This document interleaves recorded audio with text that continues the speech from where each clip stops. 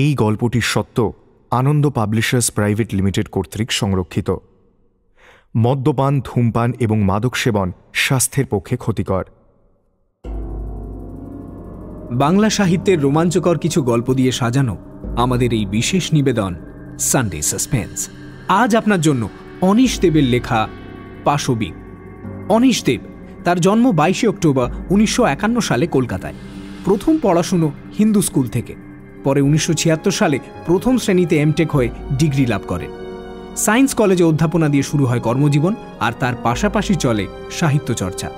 প্রিয় বিষয় রহস্য, রোমাঞ্চ এবং কল্পবিজ্ঞান। তার কিছু উল্লেখযোগ্য গ্রন্থের মধ্যে গোলাপ বাগানে ঝড় এবং বিজ্ঞানের হরেক রকম বিখ্যাত। আজকের গল্পটি আমরা নিয়েছি রঞ্জিত চট্টোপাধ্যায় সম্পাদিত নির্বাচিত ভূতের গল্প এই বইটি থেকে। প্রধান চরিত্রে মনসুখ ভাটিয়া, মিস্টার রায় এবং নরেন সাহা। গল্প পাঠে দ্বীপ। শুরু হচ্ছে পাশবিক।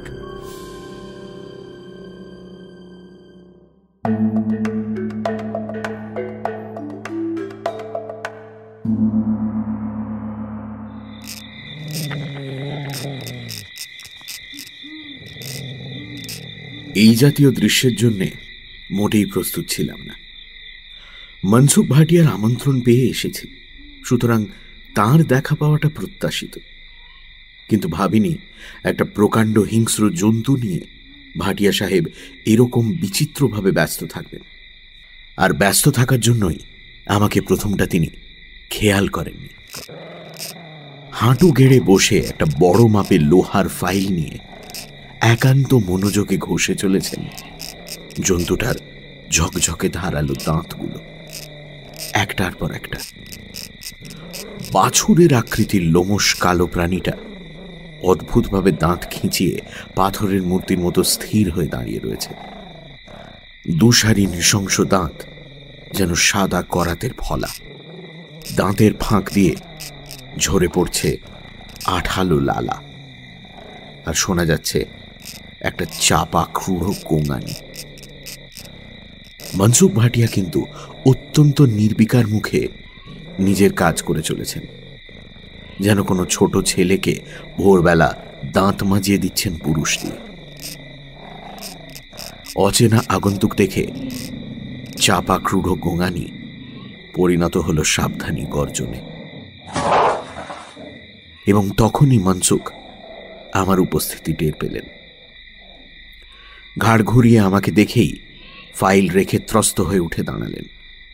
বললেন, আরে আসুন ম্যানেজার বাবু, গরিব খানায় পায়ের ধুলো দিতে আজ্ঞা হোক।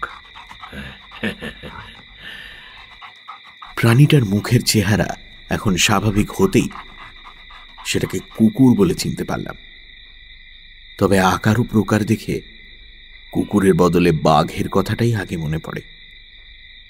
লাল জিভটা বেরিয়ে আছে দাঁতের ফাঁক দিয়ে, তা থেকে ঘাম ঝরছে। ভাটিয়া সাহেব কুকুরটার পাশেই একটা চেয়ারে বসলেন। ডান হাতটা ঘোরাফেরা করতে লাগলো ওটার লোমশ কালো পিঠে। ভাটিয়া সাহেবের গায়ের যা রং, তাতে কুকুরের পিঠে রাখা তার ডান হাতটা যেন সরাসরি অদৃশ্য হয়ে গেছে। এই প্রবল শীতেও পরনে শুধুমাত্র ধোপদুরস্ত পাজামা ও পাঞ্জাবি। গা থেকে ভুর ভুর করে বিদেশি সুবাস ভেসে আসছে।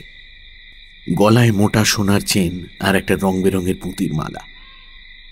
মালার লকেট হল বহুদিন ধরে শুকিয়ে রাখা একটা কালচে নখ, মানুষের নখ। আমি তার মুখোমুখি একটা চেয়ারে বসলাম। মনসুখ ভাটিয়ার গরিব খানায় কোনো আয়োজনেরই কমতি নেই। সামনে টেবিলে হুইস্কির খোলা বোতলও পেলাম। গ্লাসে পানীয়ের পরিমাণ প্রায় আধা আধি। ঘরের দেওয়ালে আধুনিক পদ্ধতিতে ডিস্টেম্পার করা। দরজা জানলায় রঙিন কাপড়ের পর্দা। মাথার উপর ঝুলছে অপ্রয়োজনীয় ঝাড় লণ্ঠন। অপ্রয়োজনীয় কারণ 25x25 ঘরে আরো অন্তত গোটা 3 উজ্জ্বল আলো রয়েছে।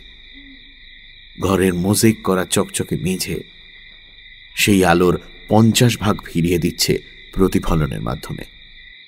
তা ম্যানেজার বাবু, নয়া জায়গা কেমন লাগছে আপনার? হ্যাঁ, মনসুখ ভাটিয়ার এই প্রশ্নটি অত্যন্ত তাৎপর্যপূর্ণ, কারণ মাত্র কয়েক সপ্তাহ হল আমি স্থানীয় কোলিয়ারি অফিসে অ্যাসিস্ট্যান্ট ম্যানেজার হয়ে এসেছি। এর মধ্যেই জানতে পেরেছি মনসুখ ভাটিয়া হলেন কয়লার চোরা কারবারিদের চাই, এবং শেষতম কারণ আজ রাতে তিনি আমাকে বাড়িতে নেমন্তন্ন করে ডেকে পাঠিয়েছেন। উদ্দেশ্য এখনো জানি না, তবে শিগগিরই হয়তো জানতে পারব। মুখে কৃত্রিম হাসি ফুটিয়ে বলে উঠলাম, জায়গা তো ভালোই লেগেছে, তবে কাজের চাপ খুব বেশি। ভাটিয়া সাহেব হাসলেন।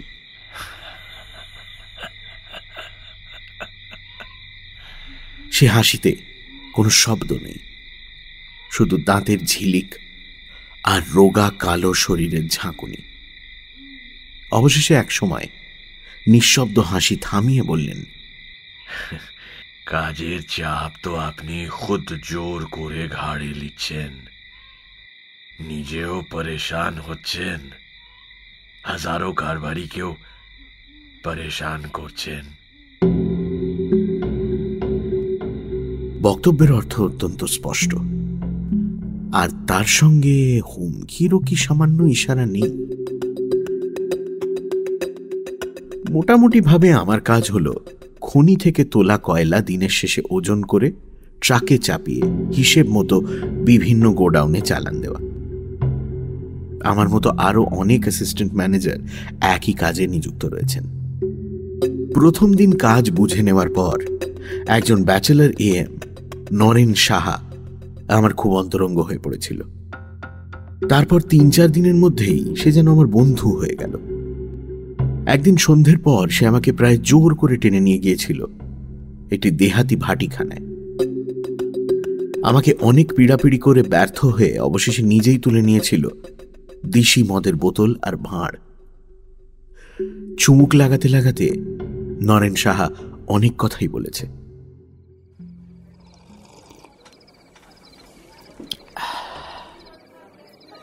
মিস্টার রায়, আপনি এখানে নতুন লোক, একটু সামলে থাকবেন। অবাক হয়ে প্রশ্ন করেছিলাম, কেন? এই কলিয়ারি কি অন্য কলিয়ারির চেয়ে বেশি ভয়ঙ্কর কিছু? ফোলা ফোলা দুটো শ্যামবর্ণ হাত নিজের হাঁটুর উপর রেখেছে নরেন সাহা।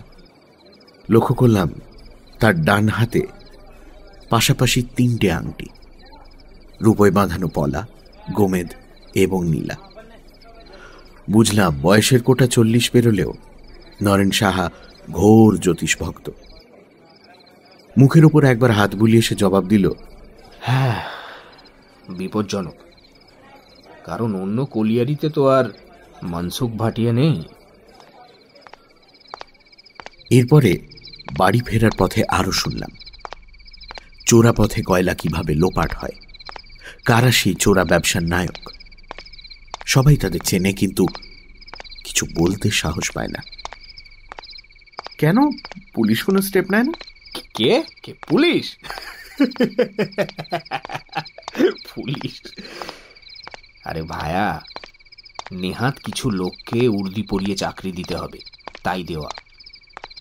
ও বেচারীরা এসব ঝামেলায় মাথা গলালে মাথাটাই লোপাট হয়ে যাবে, বুঝলেন? শীতের হাওয়া ছুঁচের মতো এসে বিচ্ছে গায়ে। দূরে ছড়িয়ে ছিটিয়ে চোখে পড়ছে কিছু আলোর শিখা।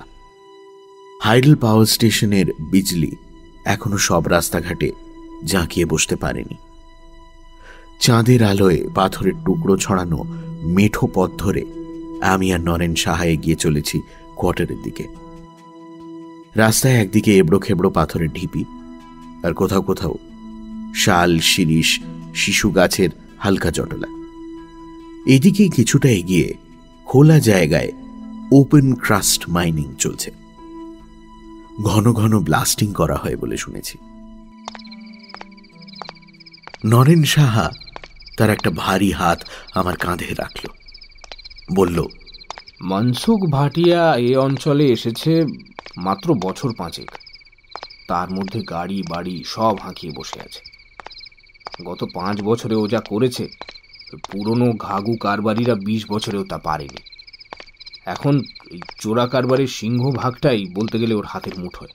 সব কটা ম্যানেজার, অ্যাসিস্ট্যান্ট ম্যানেজার, এরা সবাই ভাটিয়ার কাছ থেকে ঘুষ খায়। কারণ ঘুষ না খেলে জান খোয়াতে হবে। তবে তবে এ শর্মা এখনো মাথা নোয়ায়নি। না না। নিজের বুকে আঙুল ঠুকল নরেন শাহ। আর ঠিক সেই মুহূর্তেই একটা রক্ত হিম করা চিৎকার শীতের বাতাস কাঁপিয়ে দিল। প্রতিটি পাথরের স্তূপ সেই চিৎকারের প্রতিধ্বনি তুলে তাকে আরো ছমছমে করে তুলল। আকাশে বাতাসে এমনকি গাছের পাতায় পর্যন্ত ওই হিংস্র চিৎকার যেন থরথর করে কাঁপছে। দুজনেই থমকে দাঁড়িয়ে পড়লাম। কিন্তু সে এক মুহূর্ত। পরক্ষণেই নরেন সাহা আমার হাত ধরে টান মারল প্রচন্ড ঝটকায়। মিস্টার রায়, শিগগির শিগগির মিস্টার রায়, শিগগির কোয়ার্টারে চলুন, চলুন চলুন চলুন চলুন। আমরা ছুটতে শুরু করলাম অন্ধের মতো। অচেনা জায়গা, এবড়ো খেবড়ো জমির ওপর দিয়ে ছুটতে খুবই অসুবিধে হচ্ছে, কিন্তু গতি হ্রাস করার কোনো উপায় নেই।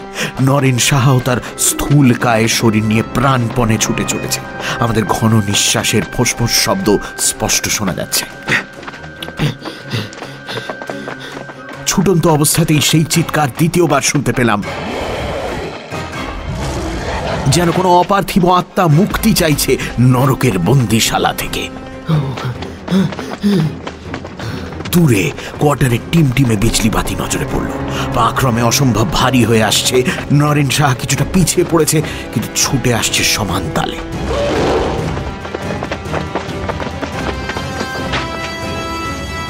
প্রথমে নরেন শাহর কোয়ার্টার, ফলে তারই দরজায় এসে দুজনে হুমড়ি খেয়ে পড়লাম।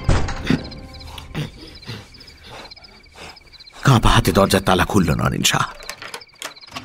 তারপর দুজনে ভেতরে ঢুকতেই দরজায় খিল এঁটে দিল। আমরা বিছানার উপর বসে হাঁপাতে লাগলাম।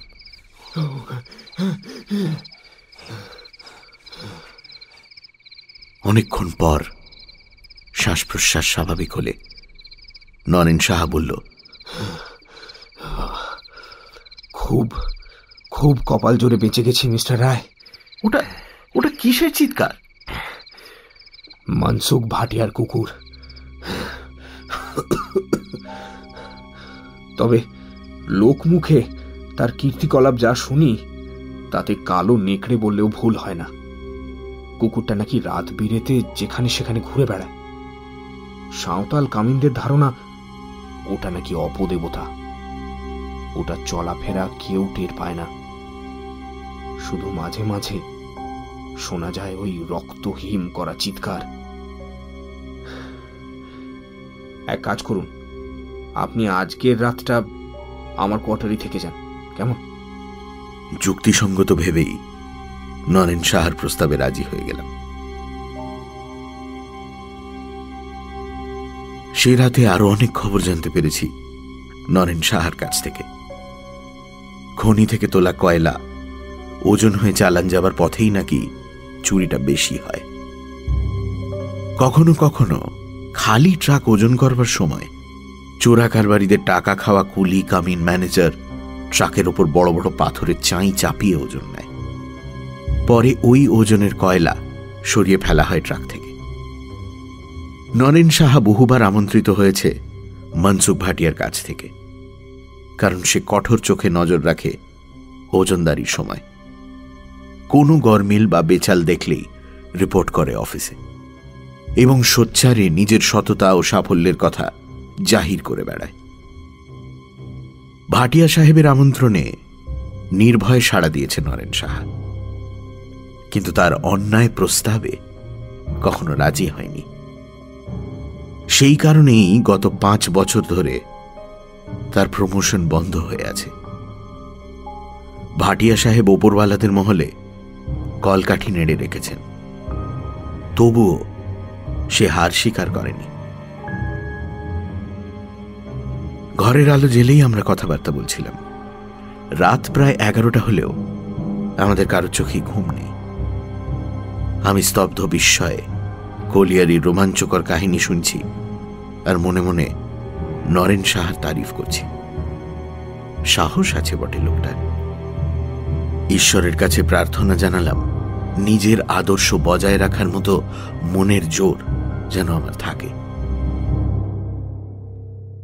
এমন সময় হঠাৎ আলো নিভে গেল। বুঝলাম লোডশেডিং এই দূর জেলাতেও তার রাজত্ব বিস্তার করে ফেলেছে। পরিবেশের জমাট নিস্তব্ধতা নতুন করে আবার অনুভব করলাম। অন্ধকারের মধ্যেই নরেন সাহা বলে উঠল, অদ্ভুত ঘটনা তো প্রচুর ঘটে মিস্টার রায়। জানেন, দিন 15 আগে একজন মাইনিং ইঞ্জিনিয়ার উধাও হয়ে গেছে, আপনি জানতেন না। আর মাস 2 আগে রোপওয়ে ছিঁড়ে পড়ে একজন চিফ অ্যাকাউন্টেন্ট মারা যায়। এখানে রোপওয়েতে করে কয়লা আনা নেওয়া করা হয়। মাথার উপর দিয়ে রোপওয়ে চলে। লোহার ক্যারেজগুলো খনি থেকে তোলা কয়লা বয়ে নিয়ে আসে ডাম্পিং গ্রাউন্ডে, আর ফেরার সময় নিয়ে আসে বালি। কয়লা খনি যেসব পিট বা টানেল থেকে কয়লা বার করে নেওয়া হয়ে গেছে, সেই বালি দিয়েই ওই সব পিটগুলো ভর্তি করে দেওয়া হয়, যাতে খনির ছাদ ধসে না পড়ে। রোপওয়ের ক্যারেজ ছিঁড়ে পড়াটা বেশ অস্বাভাবিক ঘটনা। তবে অস্বাভাবিক ঘটনাকেই তো দুর্ঘটনা বলে। নরেন সাহা গম্ভীর গলায় বলল, যদিও কোনো প্রমাণ আমার হাতে নেই, তবু বলবো এই ঘটনাগুলোর পেছনে মানুষের হাত আছে। কিছুক্ষণ চুপ করে থেকে নরেন সাহা আবার বলল, যদি সৎ পথে থেকে চলেন তাহলে মনসুখ ভাটিয়ার নেমন্তন্ন আপনিও পাবেন। তারপর যা ভালো বুঝবেন তাই করবেন। হঠাৎই অন্ধকারে একটা খসখস শব্দ কানে এলো। নরেন সাহার কোয়ার্টারকে ঘিরে শব্দটা যেন অত্যন্ত ধৈর্যশীল ভাবে ঘুরপাক খাচ্ছে। আমি ফিসফিস করে বললাম, ওটা কিসের শব্দ? জানি না, তবে রোজ রাতে শব্দটা আমি শুনতে পাই, সারা রাত ধরে। আর এটুকু জানি, এখন যদি আমি বাইরে বেরোই তাহলে আর ফিরে আসবো না। পরের দিন লোকে বলবে এম নরেন সাহা উধাও হয়ে গেছে। একটা থমথমে ভাব আমাদের ঘিরে ধরল। খসখস শব্দটা হয়ে চলেছে ক্রমাগত। আমি পরিস্থিতি হালকা করার জন্য বলে উঠলাম, আপনি উধাও হবেন না, আপনার হাতের পলা, গোমেদ আর নীলা আপনাকে রক্ষা করবে। এই কথায় আমরা দুজনেই অন্ধকারে হেসে উঠলাম। এটা ভালো বলেছেন। তারপর কখন ঘুমিয়ে পড়েছি জানি না। কালো কুকুরটা চাপা গর্জনে বাস্তবে ফিরে এলাম। নরেন সাহার কথা মতো নেমন্তন্ন আমি পেয়েছি, আর উদ্দেশ্যটাও ক্রমে ক্রমে স্পষ্ট হচ্ছে। গলার স্বরকে যথাসম্ভব স্বাভাবিক রেখে বললাম, মিস্টার ভাটিয়া, নিজের পরেশানি তো বুঝতে পারছি, কিন্তু তাতে হাজার কারবারি কিভাবে পরেশান হচ্ছে সেটা তো ঠিক বুঝতে পারলাম না। কিছুক্ষণ নীরবতা। বোতলে তরল বিস্কি নেমে এলো গেলাসে। গেলাস পূর্ণ হল এবং মনসুখ ভাটিয়া তৃষ্ণার্ত ঠোঁট তাকে এক চুমুকে নিঃশেষ করল।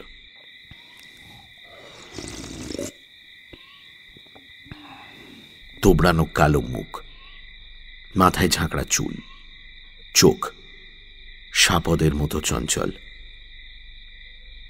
কুকুরের পিঠ থেকে হাত তুলে গলার লকেটে অর্থাৎ শুকনো নখটায় হাত দিল। সেটা নাড়াচাড়া করতে লাগলো, আর নজর আমার চোখে স্থির।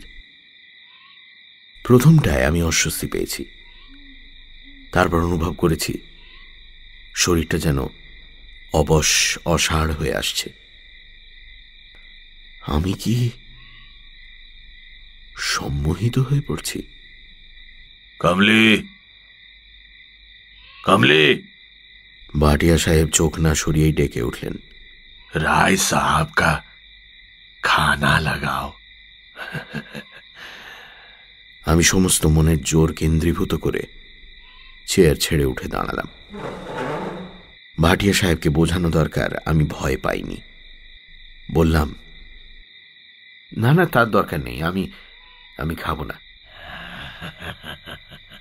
আবার সেই নিঃশব্দ হাসি, পানের রসে রাঙানো ঠোঁট, বেঁকে গেল তার ছিলে। কুকুরের পিঠ চাপড়ে বললেন ভাটিয়া, अरे बोसे पड़ुन राय बाबू, मनसुख भाटियार दावते क्यों खाना ना खेয়ে যায় না? নরিন্দর সাহাও খানা খেয়েছিল, তবে ঘুষ খায়নি। নরেন সাহার কথা বলছেন ভাটিয়া, সুতরাং আমার মনোভাবও তিনি বেশ স্পষ্ট ধরে ফেলেছেন, তাতে সন্দেহ নেই। রায় বাবু, বিনা সোচে সমঝে কোনো কাজ করতে যাবেন না, তাতে अंजाम ভালো হয় না। আপনি আরো 2-4 দিন ভেবে দেখুন, তাতে পরেশানি भी হবে না, नुकसान भी হবে না। কি বলিস, বলো?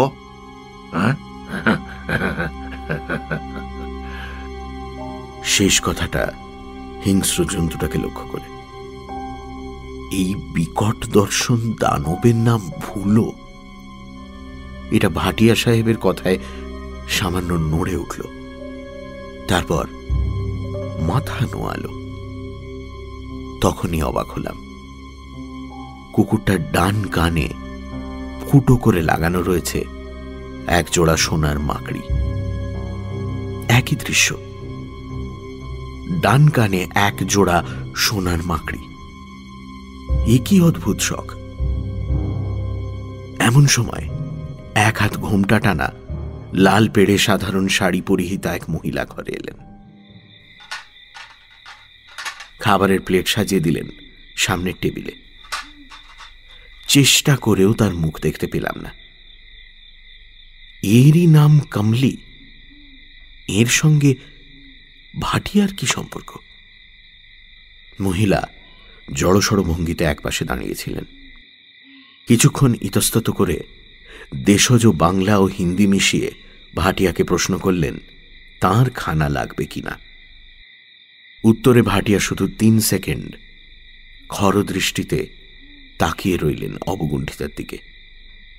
মহিলা ভীষণ ভয় পেয়ে ত্রস্তা কাঠবেড়ালির মতো বেরিয়ে গেলেন ঘর থেকে। আমি অনিচ্ছা সত্ত্বেও খাওয়া শুরু করলাম। এই মুহূর্তে ভাটিয়াকে চটালে সমূহ বিপদের সম্ভাবনা। মনসুখ ভাটিয়া লোহার ফাইলটা তুলে নিল। ভুলো সঙ্গে সঙ্গে আগের মতো দাঁত খিঁচিয়ে দাঁড়ালো। মনিবের প্রতিটি ইঙ্গিতের অর্থ যেন তার চেনা। মাঝে মাঝে ভুলোর দাঁতে শান দিয়ে দি। ফাইল ঘষতে ঘষতে বললেন মনসুখ, খতরনাক জায়গা, এখানে জিন্দা থাকতে গেলে লড়তে হয়।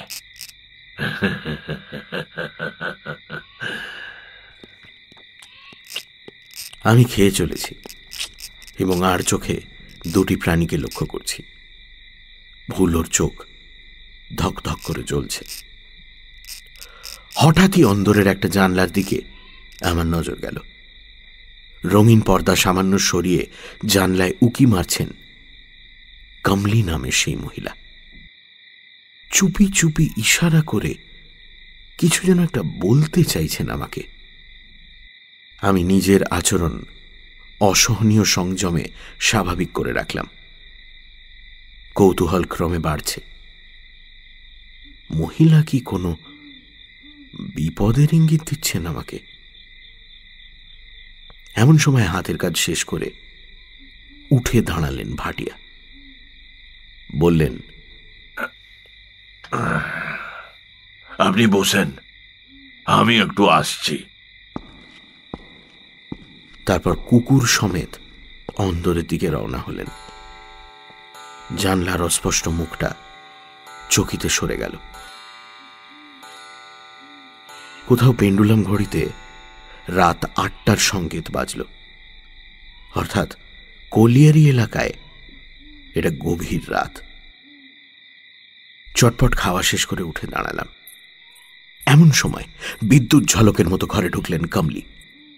কাপ প্লেট গ্লাস সব গুছিয়ে নিতে নিতে চাপা গলায় বলে উঠলেন, এখান থেকে পালা বাবুজি, নইলে জিন তোকে শেষ করে দিবে। কথাটা বলেই মহিলা যেন ছিটকে বেরিয়ে গেলেন। কিন্তু তার ফাঁকে ঘোমটা সরে গিয়ে এক বিভৎস দৃশ্য আমার চোখের সামনে প্রকাশ পেল। কমলির মুখের বাঁ দিকটা, গাল, গলা, কাঁধ পুরনো ক্ষতের দাগে ভরা। মোটা সাদা সাদা নৃশংস দাগ। মাংসপেশিগুলো সেখানে কুঁচকে ভাঁজ হয়ে গেছে। এ কি কোনো অগ্নিকাণ্ডের ফল?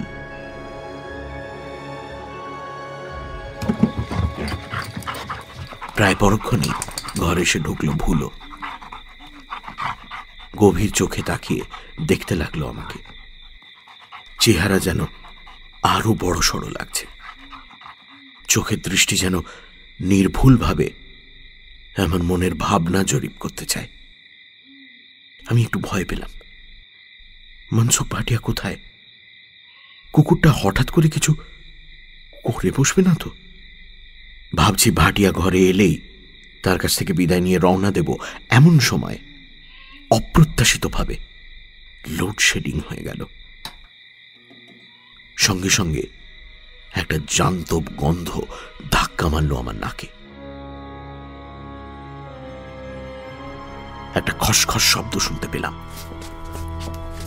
ঘন অন্ধকারের ভেতর শত খোঁজাখুঁজি করেও ভুলোর জ্বলন্ত চোখ দুটোর কোনো হদিশ পেলাম না। অথচ ওর উপস্থিতি আমি টের পাচ্ছি।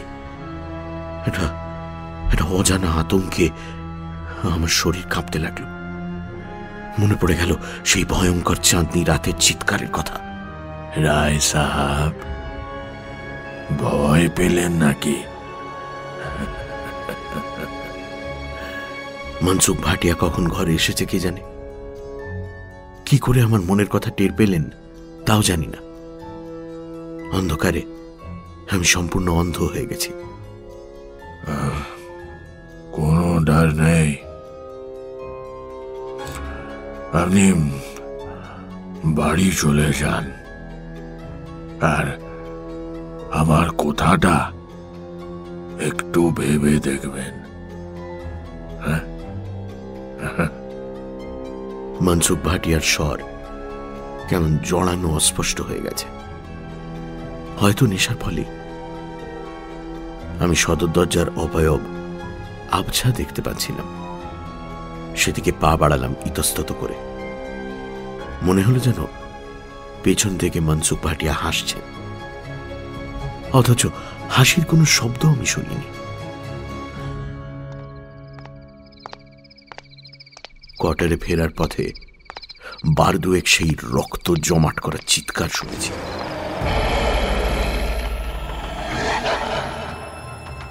প্রচন্ড শীতে কাঁপতে কাঁপতে একরকম ছুটেই গন্তব্যে পৌঁছে গেছি। তারপর আশ্বস্ত হয়েছি। রাতে ঘুমিয়ে ঘুমিয়ে কুকুরটাকে স্বপ্নে দেখলাম ওটা আমাকে ছেড়ে ছেড়ে খাচ্ছে।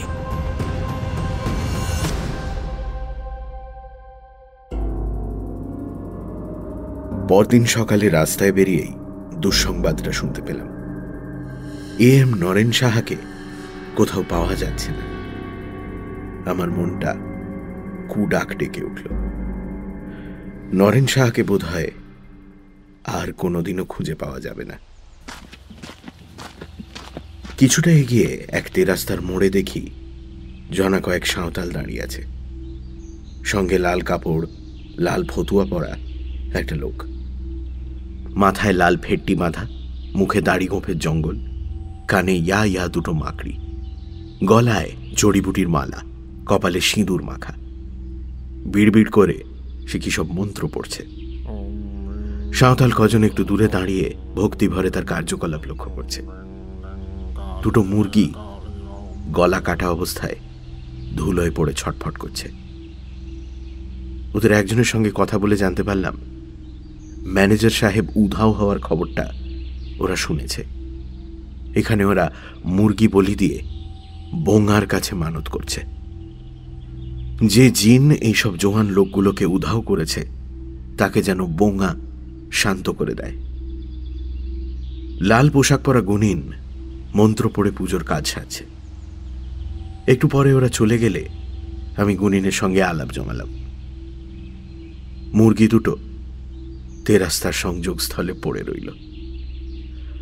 ভাঙা ভাঙা হিন্দিতে বললাম, এই পুজো দিলে জিন চলে যাবে?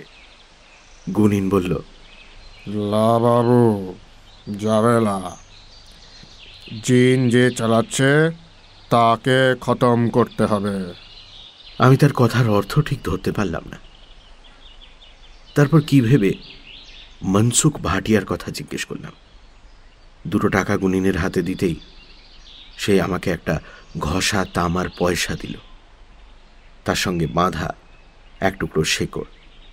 বলল, জিন তোমার কোনো ক্ষতি করতে পারবে না বাবু। একটুখানি চুপ করে থেকে সে আবার মুখ খুলল। বাবু, মনসুখ ভাটিয়া মন্তর জানে। ও আগে সুন্দরবনে বরদার ছিল। ক্রমে যা জানতে পারলাম তার সারাংশ হচ্ছে এই: সুন্দরবনের কাঠ চুরি করে জীবিকা নির্বাহ করে স্থানীয় অধিবাসীদের এক বিরাট অংশ। নৌকো নিয়ে একদল যখন জঙ্গলে ঢোকে তখন তাদের সঙ্গে থাকে একজন গুণিন, যাকে বলা হয় বরদার।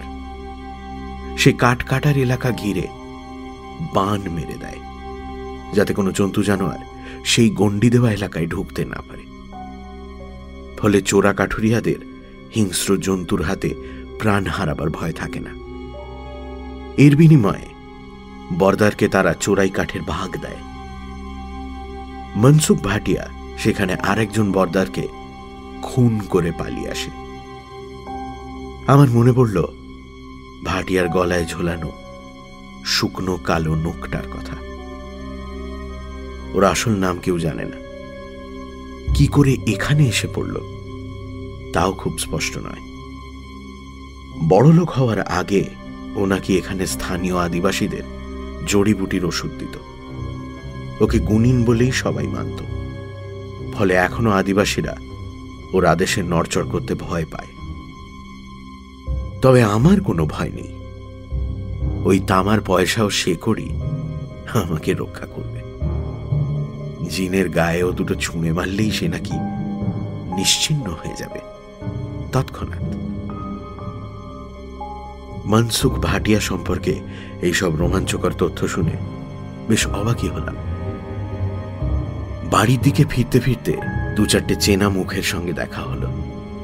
তারা জানালো পুলিশ নরেন সাহার খোঁজ খবর করছে। কোয়ার্টারে ফিরে অল্প সময়ের মধ্যে তৈরি হয়ে অফিসে বেরিয়ে পড়লাম। বুঝলাম ভাটিয়া সাহেবের কথায় রাজি না হলে আমার অবস্থাও হবে নরেন সাহার মতো। এইরকম আনমনা হয়ে হাঁটতে হাঁটতে এগিয়ে চলেছি, হঠাৎই একটা চেনা শাড়ি ও ঘোমটা আমার নজরে পড়ল। অফিসে যেতে হলে শনি মঙ্গলের হাট পেরিয়ে যেতে হয়। আজ মঙ্গলবার, হাট বসেছে। সে হাটেই এক তরকারিওয়ালার কাছ থেকে কি যেন কিনছেন গত রাতের সেই মহিলা, কমলি। মনসুখ ভাটিয়া সম্পর্কে যত তথ্য জানা সম্ভব সবই আমাকে জানতে হবে, নইলে তার মোকাবিলা আমি করতে পারবো না। সুতরাং চারপাশে একবার নজর চালিয়ে সোজা গিয়ে দাঁড়ালাম কমলির পাশে। ষষ্ঠ ইন্দ্রিয়ের সাহায্যে উনি যেন আমার উপস্থিতি টের পেলেন। তরকারির দাম মিটিয়ে হন হন করে এগিয়ে চললেন রাস্তার একটি অপেক্ষাকৃত নির্জন অংশের দিকে। দুটো ঝুপসি অশ্বত্থ গাছের আড়ালে দাঁড়িয়ে উনি চাপা গলায় জিজ্ঞেস করলেন, তুই কি চাস বাবু? মনসুখ ভাটিয়া আপনার কে হয়? মারাদ। উত্তর শুনে আমি চমকে উঠলাম। ইনি মনসুখ ভাটিয়ার স্ত্রী, অথচ বেশবাস অত্যন্ত সাধারণ। হঠাৎ দেখলে কেউ ভাটিয়ার ঝি ভেবে ভুল করবে। চিন্তা করে দেখলাম চটপট খবর আদায় করতে গেলে নরেন সাহার প্রসঙ্গ তোলা দরকার। সুতরাং সেই কথাই তাকে জিজ্ঞেস করলাম। এক হাত ঘোমটার আড়ালে কমলি ভাটিয়া চমকে উঠলেন, মুখে কাপড় চাপা দিয়ে চুপ করে রইলেন কিছুক্ষণ। তারপর বললেন, ইমন কিছু একটা যে হবে সে মালুম ছিল। কাল রাতে ভুলোর দাঁতে ধার দেওয়ার বহর দেখে বুঝেছি। তবে তবে আমি তোর জন্য ভয় পেয়েছি বাবু। আমি তখন বললাম যে আমারও প্রাণ সংশয়। এ ধরনের ভয়াবহ ঘটনার প্রতিকার করা দরকার। আমি তার সাহায্য চাই। তারপর সাঁওতাল গুনিনের কাছে তার স্বামী সম্পর্কে যেসব কথা শুনেছি সমস্ত খুলে বললাম। নরেন সাহার নিখোঁজ সংবাদ ও আমার অনুনয়ে নরম হলেন মহিলা। বললেন, বড়লোক হবার আগে আমরা সাঁওতাল গায়ে থাকতাম। তখনও শীতল গুনিনের সঙ্গে আমার স্বামীর সম্পর্ক ভালো ছিল। তাকে অনেক কথাই বলেছে। তারপর জানতে পারলাম আর এক ভয়াবহ প্রসঙ্গ। সুন্দরবনে কমলির বাবাকেই খুন করেছিল মনসুখ। সে নাকি মেয়ের সঙ্গে এক বদ বর্দারের বিয়ে দিতে চায়নি। বর্দার বাপকে খুন করে মেয়ে কমলিকে নিয়ে ভেগে পড়ে মনসুখ। ওর ওপরে কম অত্যাচার চালায়নি গত 10 বছরে। তারপর এখানে এসে ক্রমে ক্রমে কয়লার চোরা কারবারে ঢুকলেন। কাঁচা পয়সা হাতে পেয়ে মাথা খারাপ হয়ে গেল। তারপর ভুলোকে কিনে বসলেন এক সাহেবের কাছ থেকে। নতুন করে শুরু হলো তন্ত্র সাধনা। কমলি বাধা দিতে চেয়েছেন এবং তার ফলও পেয়েছেন হাতে হাতে। মুখের বাঁদিকে তারই চিহ্ন আমি পেয়েছি। কে করেছে এরকম সর্বনাশ? ওই কুকুরটা? না রে বাবু। তবে কি আপনার স্বামী? কিছুক্ষণ চুপ করে থেকে কমলি ভাটিয়া বললেন, তুই জানে। তারপর দ্রুত পায়ে সরে যাবার আগে বলে গেলেন, তুই এখান থেকে পালা বাবুজি। ও জিনকে আটকানোর ক্ষমতা সে আমার নেই। উনি চলে যাবার পরেও বেশ কিছুক্ষণ হতভম্ব হয়ে আমি দাঁড়িয়ে রইলাম। ওর জবাবের অর্থ কি? দুজনেই? তার মানে? বেশ চিন্তাকুল অবস্থাতেই অফিসে পৌঁছলাম। লক্ষ্য করলাম নিখোঁজ নরেন সাহাকে নিয়ে কারণই যেন মাথা ব্যথা নেই। ব্যাপারটা যেন অত্যন্ত স্বাভাবিক। তবে টের পেলাম কুলি মজুরদের মধ্যে নতুন একটা আতঙ্ক যেন ছায়া ফেলেছে। কমলি ভাটিয়া ও শীতল গুনিনের কথাগুলো ভাবতে ভাবতে বাড়ি ফিরছিলাম। ওদের কথা যদি সত্যিও হয় তাতে কোনো লাভ নেই। পুলিশ প্রমাণ চাইবে। তাছাড়া এখানকার পুলিশ ভয়ে হোক আর টাকার লোভেই হোক মনসুখ ভাটিয়ার তাঁবেদারি করে। তাহলে আমার এখন কর্তব্য কি?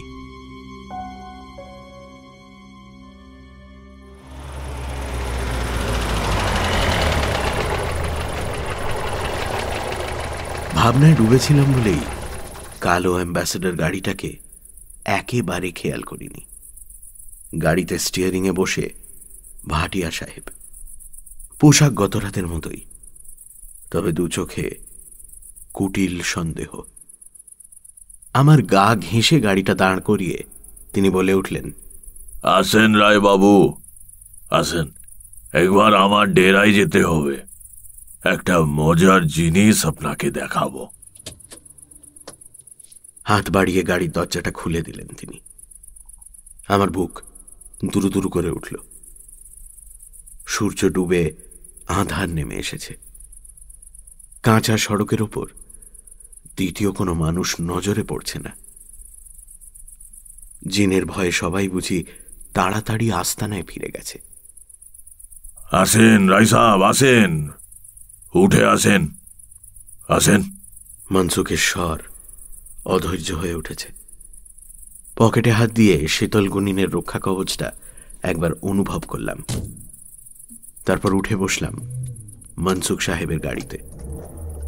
উনি গাড়ি ছুটিয়ে দিলেন। জানলা দিয়ে কনকনে ঠান্ডা বাতাস এসে আমার হাড় পর্যন্ত কাঁপিয়ে দিতে লাগলো। ভাটিয়ার মুখে কোনো কথা নেই। শীতল দুটো চোখ মেলে তাকিয়ে রয়েছেন সামনের সড়কের দিকে। তার মুখ থেকে ভেসে আসছে মদের গন্ধ। একটা জিনিস বুঝতে পারলাম, বাড়িতে ডেকে নিয়ে গিয়ে আমাকে লোপাট করার মতলব ভাটিয়ার নেই। কারণ তাতে লোক জানাজানি সম্ভাবনা এবং পুলিশ হয়তো সরাসরি প্রমাণ পেয়ে আর বিশেষ নিষ্ক্রিয় থাকতে পারবে না। কিন্তু সত্যি কি সে ভরসা আছে? এরকম এলোমেলো চিন্তা করতে করতেই পৌঁছে গেলাম মনসুখ ভাটিয়ার বাড়িতে।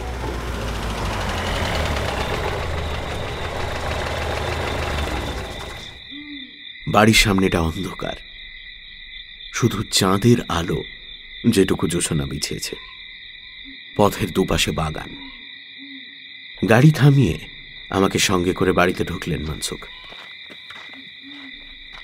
ঘড়িতে সময় প্রায় 6:30 গড়িয়ে এসেছে। গতকালের ঘরে এসে বসলাম।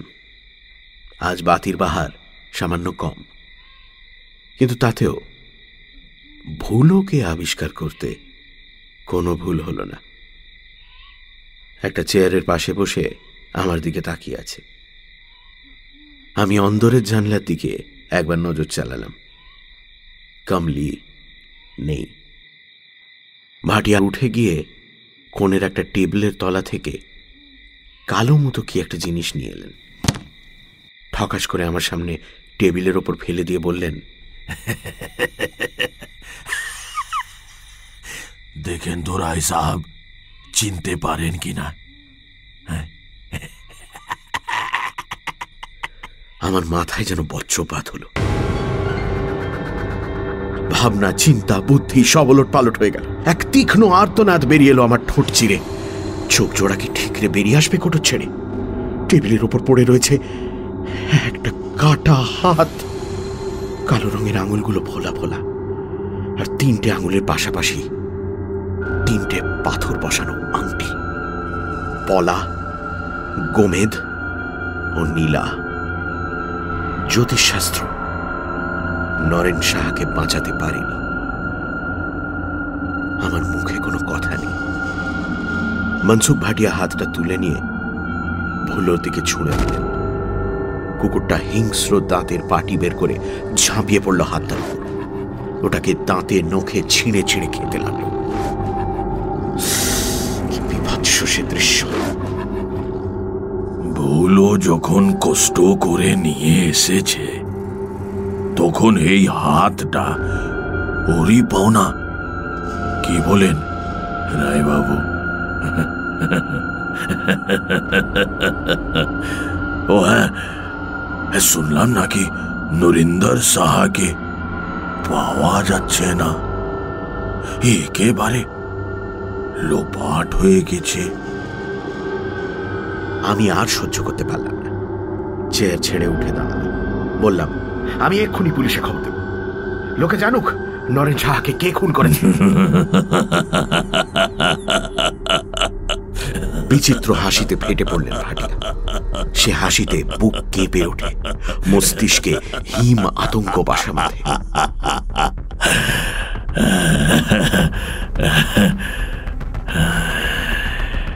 একসময় স্বাভাবিক হয়ে তিনি কঠোর গলায় বললেন, আপনার কথায় কেউ বিশ্বাস করবে না রায় সাহেব, কারণ ততক্ষণে বউলো এ হাত লোপাট করে দিবে। কথা শেষ করে আবার সেই নৃশংস হাসি।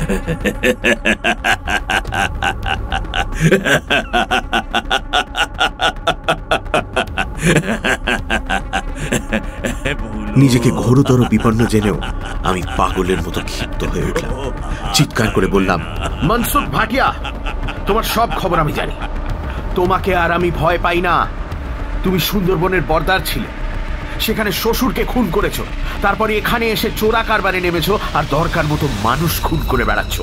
শেতল গুনিন আমাকে সব বলেছে, কমলি ভাটিয়ার কাছেও সব কথা আমি শুনেছি। দাঁড়াও, তোমার হিসেব আমি শেষ করছি। ঘরের মধ্যে যেন ভূমিকম্প হয়ে গেল, বয়ে গেল অসম শক্তিশালী সাইক্লোন। সবকিছু যেন দুরন্ত গতিতে ওলট পালট হয়ে যাচ্ছে। এক অদ্ভুত গর্জন করে উঠল মনসুখ ভাটিয়া। साली बदतमीज औरत। নরেন শাহর হাতটা আংটি সমেত শেষ করে ফেলেছে ভুলো। উঠে দাঁড়িয়ে সেও একটা চাপা গর্জন করে উঠল। তার চোখ ধক ধক করে জ্বলছে। আমাকে অবাক করে এক লাফে অন্দরের দিকে চলে গেলেন মনসুখ। বিদ্যুৎ ঝলকের মতো ভুলো তার পিছু নিল। ঘরে আমি একা দাঁড়িয়ে রইলাম, কিংকর্তব্য বিমূঢ়। ছুটে পালাবো কিনা সেটাও ঠিক বুঝতে পারছি না। এমন সময় ঝড়ের গতিতে ঘরে ঢুকলেন কমলি। প্রায় কান্না ভাঙা স্বরে বললেন, বাবু ভাগ যা বাবু, ইহাঁ সে তুম ভাগ যা বাবু, ভাগ যা বাবু। পাশের কোনো একটা ঘর থেকে বিচিত্র সুরে শব্দোচ্চারণের বিচিত্র ধ্বনি আমার কানে আসছে। সঙ্গে সঙ্গে একটা হিংস্র গর্জন।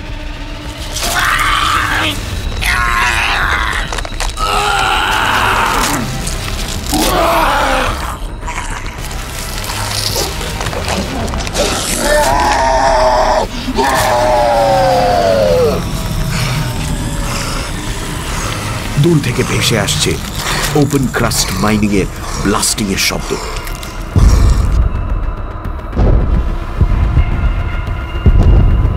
কমলি ঝটিতে উধাও হয়ে গেল ঘর থেকে। আমার কানে ভেসে আসছে শুধু দুটি কথা, বাবু পালাও। হঠাৎই ঘরের দরজায় এসে দাঁড়ালো ভুলো। সে একা, কিন্তু এ কোন ভুলো? আকার এসে প্রায় 1.5 গুণ বড় হয়ে গেছে। চোখের মনিতে জ্বলন্ত ভাবটা নেই, মুখের অভিব্যক্তিতে এক আশ্চর্য ক্রূর হিংসার ছাপ।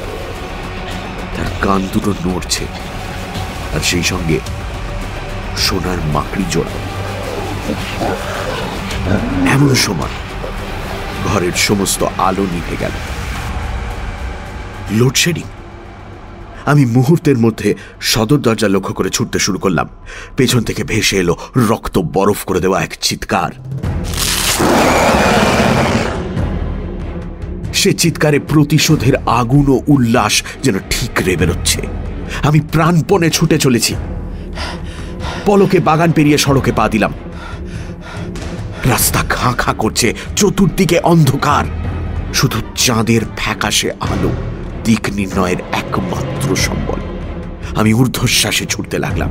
পেছনে ফিরে দেখার সাহস ছিল না। শুধু কানে আসছিল ব্লাস্টিং এর শব্দ আর ভয়াবহ জন্তুটার অলৌকিক চিৎকার।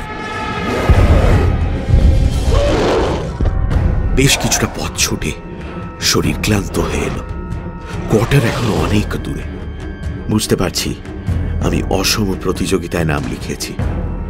ভারী পায়ে ছুটতে ছুটতে এক সময় পেছনে ফিরে তাকালাম এবং যে দৃশ্য দেখলাম তা বোধহয় কোনোদিন ভোলার নয়। ভয়ঙ্কর দানবটা মানুষের মতো শুধুমাত্র পেছনের দুপায়ে ভর দিয়ে ছুটে আসছে অবিশ্বাস্য গতিতে।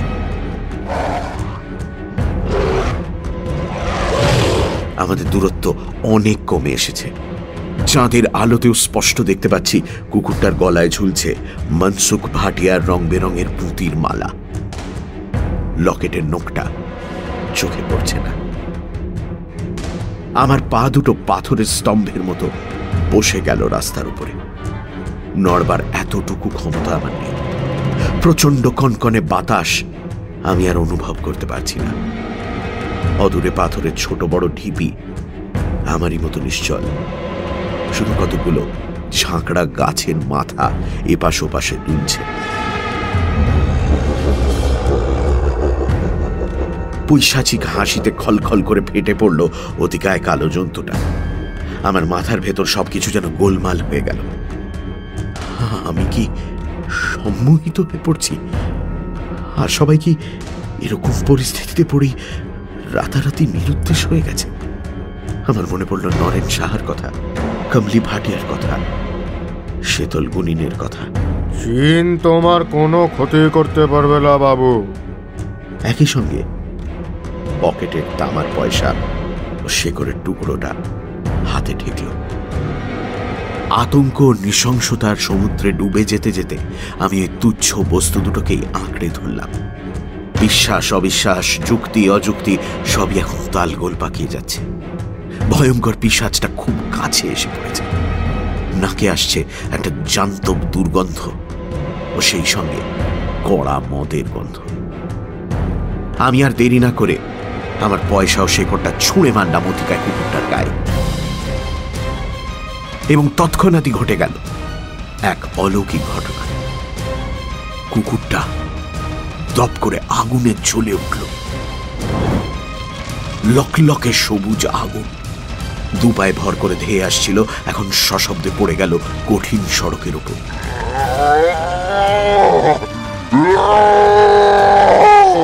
সবুজ আগুনের অপার্থিব লেলিহান শিখায় সে ছটফট করতে লাগলো। অবশেষে তার গলা দিয়ে বেরিয়ে এলো এক সুদীর্ঘ ভয়ঙ্কর চিৎকার। তারপর অস্পষ্ট খসখসে স্বরে সে মরণ আর্তনাদ করল।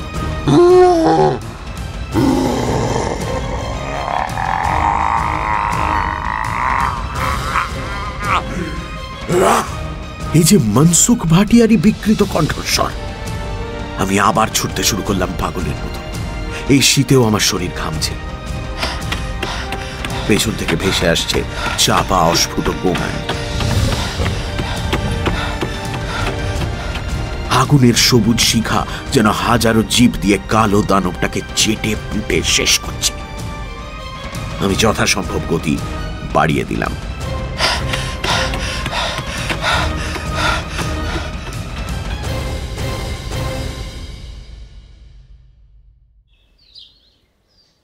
পরদিন খবর পেলাম মনসুখ ভাটিয়া মারা গেছেন এবং তার কুকুর ভুলো কোথায় যেন উধাও হয়ে গেছে। কমলি ভাটিয়ার কথা মনে করেই তাদের বাড়িতে গেলাম। লোকে লোকারণ্য। চোখ বুজে অক্ষত শরীরে শুয়ে আছেন মনসুখ, ঠিক যেন ঘুমিয়ে রয়েছেন। তবে তার গলায় ওই রঙিন মালাটি নেই। কমলি লাজ লজ্জা ত্যাগ করে সকলের চোখের সামনেই বুক ভাঙা কান্নায় বারবার আছড়ে পড়ছেন ওই মৃতদেহের ওপরে।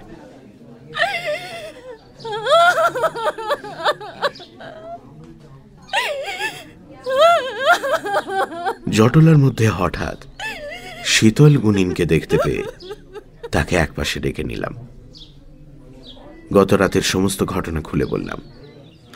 তারপর রক্ষা কবচের জন্য ধন্যবাদ জানিয়ে 5 টাকা দিয়ে দিলাম তার হাতে।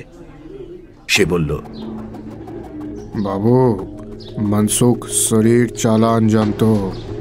নিজের জানকে ঢুকিয়ে দিত কুকুরের ভেতর। তখন সে কুকুরের চোখ দিয়ে দেখত আর বুড়া কাম করত। ওই রঙিন মালা ও ছিল ওর মন্ত্রের মালা। কোয়ার্টারে ফেরার পথে মনসুখ ভাটিয়ার কথাই ভাবছিলাম। সোনার মাকড়ি দুটো কি ওর সঙ্গে কুকুরের শরীরের যোগসূত্র রক্ষা করত? শরীর চালান করার পর কুকুরটা আয়তনে বেড়ে ওঠার কারণ বোধ হয় জন্তুটার শরীরে তখন 2 আত্মা বাসা বাঁধত, আর মনসুখের অসাড় দেহ পড়ে থাকত বাড়িতে। কুকুরটা তখন মানুষের আচার আচরণ, বুদ্ধি ও জান্তব হিংস্রতা 2 মিলিয়েই রাতের আঁধারে শত্রু নিধন করত। তবে কাল রাতের ঘটনা বাস্তব বলে এখন আর বিশ্বাস হতে চায় না।